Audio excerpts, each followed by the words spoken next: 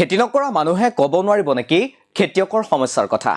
কেৱল খেতিয়কেহে নিজৰ সমস্যাৰ কথা কোৱাৰ অধিকাৰ আছে নেকি ইংৰাজী নৱবৰ্ষৰ পহিলা দিনটোত নতুন দিনৰ আলাপ শীৰ্ষক অনুষ্ঠানত মুখ্যমন্ত্ৰী হিমন্ত বিশ্ব শৰ্মাই কৰা এটা মন্তব্যই এই প্ৰশ্নৰ সৃষ্টি কৰা পৰিলক্ষিত হৈছে প্ৰান্তিক আলোচনীৰ সম্পাদক প্ৰদীপ বৰুৱাই মুখ্যমন্ত্ৰীয়ে হোৱা আলাপত উল্লেখ কৰিছিল এজন ব্যক্তিয়ে প্ৰান্তিকলৈ প্ৰেৰণ কৰা এখন পত্ৰৰ প্ৰসংগ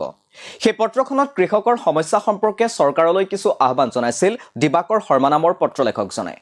পত্ৰখন পঢ়ি শুনোৱাৰ পাছতে মুখ্যমন্ত্ৰীয়ে মন্তব্য কৰিছিল এইদৰে মই চিঠিখন পঢ়িয়ে গম পাইছো যে তেখেত নিজে খেতিয়ক নহয় তেওঁ গুৱাহাটীত থাকে আৰু কথাখিনি তেওঁ এটা গল্প উপন্যাস এটা তেওঁৰ এটা ওয়াল ভিউ এটাৰ ওপৰত লিখিছে দিবাকৰ শৰ্মা ডাঙৰীয়াৰ এড্ৰেছটো ল'ম অতুল বৰা ডাঙৰীয়াই কালি তেওঁক মাতি আনিব চেম্বাৰত তেওঁৰ পৰা আমি পৰামৰ্শখিনি ল'ম আৰু ইয়াৰ পাছতে মুখ্যমন্ত্ৰীয়ে কৃষিমন্ত্ৰী অতুল বৰাক দিবাকৰ শৰ্মাৰ পৰা পৰামৰ্শ ল'বলৈ নিৰ্দেশনা প্ৰদান কৰে সেই মৰ্মে বৃহস্পতিবাৰে দিবাকৰ শৰ্মাৰ সৈতে প্ৰায় 40 মিনিট জোৰা এক আলোচনাত মিলিত হয় কৃষিমন্ত্ৰী অতুল বৰা বৈঠকত উপস্থিত থাকে সংশ্লিষ্ট বিভাগৰ বিষয়াসকলো এই বৈঠকত কি আলোচনা হয় দিবাকৰ শৰ্মাৰ সৈতে আমাৰ যুৱক যুৱতীসকলে মানে আত্মবিশ্বাসটো বাঢ়ে যে মই বজাৰখন পাম চৰকাৰে যদি সেইটো ব্যৱস্থা লয় সেইটো এটা তৃতীয় পক্ষ থাৰ্ড পাৰ্টিৰ দ্বাৰা কোনোবা এটা সংস্থাৰ দ্বাৰা সেই কামটো কৰাব লাগিব চৰকাৰে নিজে কৰিব নোৱাৰে গতিকে সেইটো যদি কৰিব পাৰে তেনেহলে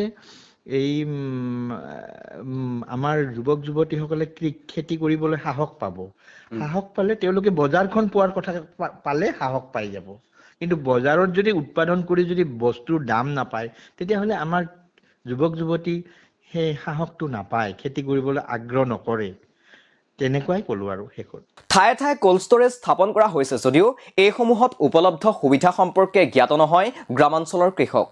আমি দিবাকৰ শৰ্মাক সুধিছিলো দীৰ্ঘদিনলৈ কোল্ড ষ্টৰেজত সংৰক্ষণ কৰিবৰ বাবে ব্যৱস্থাপনা খৰচ কিদৰে হ্ৰাস কৰিব তথা কৃষকক এই সুবিধাবোৰৰ বিষয়ে অৱগত কৰাৰ সম্পৰ্কত আজিৰ বৈঠকত কি আলোচনা হৈছিল আৰু সেই কথাটো মই কৈছিলো সেই কথাটো একজাক্টলি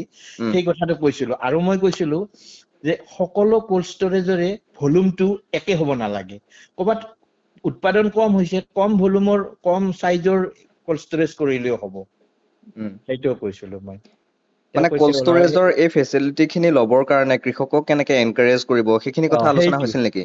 সেইটো কৈছো তেওঁ কৈছে বলে না আমি কৰি আছো এইটোতো অলপ এনেকৈ উত্তৰটো দিছে অলপ পলিটিক্যালি ধৰক এনেকে ভালকে কৈছে কিন্তু কৈছে কি আমি এইটো কৰি আছো সেইটো হয় কোল্ড ষ্টৰেজৰ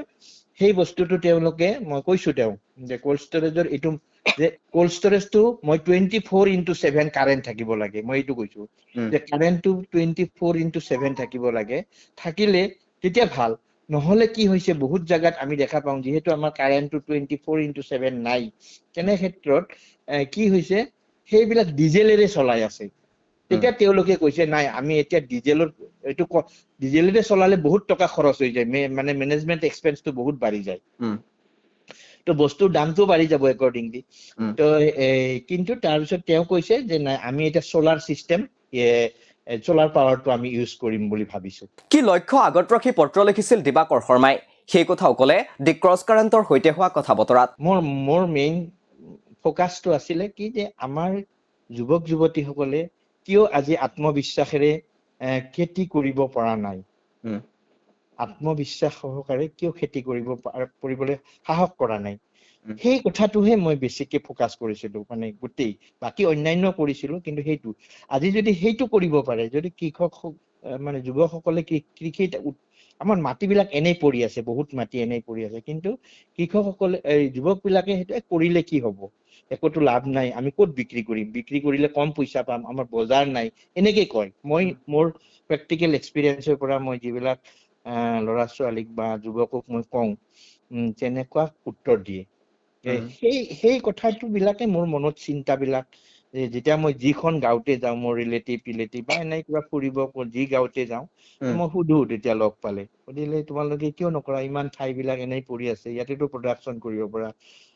অন্য মানুহে যদি কৰিব পাৰে নাই এনেকে কৰিলে এনেকুৱা হয় আমি বস্তুটোৰ দাম নাপাওঁ মন কৰিবলগীয়া যে ৰাজ্যৰ কৃষকে পৰ্যাপ্ত সা-সুবিধাসমূহ লাভ নকৰাৰ অভিযোগ নতুন নহয়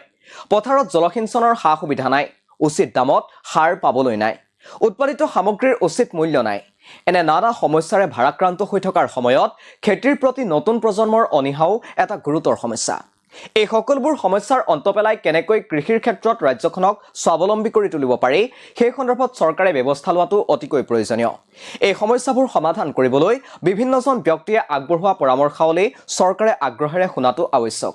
মুখ্যমন্ত্ৰীৰ নিৰ্দেশত কেৱল এগৰাকী ব্যক্তিৰ পৰামৰ্শ শুনাটোৱেই চৰকাৰে জহ মাৰিবলগীয়া কথা নহয়। এনে গঠনমূলক পৰামৰ্শ শুনিবলৈ আৰু সেইবোৰ কাৰ্যক্ষেত্ৰত প্ৰয়োগ কৰিবলৈ কেৱল কৃষি বিভাগেই নহয়, প্ৰতিটো বিভাগতে চৰকাৰে একোটা স্থায়ী আৰু সুনিৰ্দিষ্ট ব্যৱস্থাৱলী গঢ়ি তুলিবনে? কৃষকৰ সমস্যা কেৱল কৃষকেহে ক'ব পাৰিব জাতীয় ধাৰণা পৰিহাৰ কৰি ইটিকিং কৰাতকৈ এনে পৰামৰ্শ আগবঢ়াবলৈ মুখ্যমন্ত্ৰীকে ধৰি আন মন্ত্ৰী বিধায়ক তথা আমোলা বিষয়াই উদগনি যোগাবনে? এইসমূহ আজিৰ তাৰিখৰ একোটা গুৰুত্বপূৰ্ণ প্ৰশ্ন। আপোনালোকে চাই আছিল দি ক্ৰছ কাৰেণ্ট আৰু ইয়াৰ লগে লগে ষ্টুডিঅ'ৰ মজিয়াৰ পৰা মই অৰিন্দম বুঢ়াগোহাঁই বিদায় লৈছোঁ। ধন্যবাদ।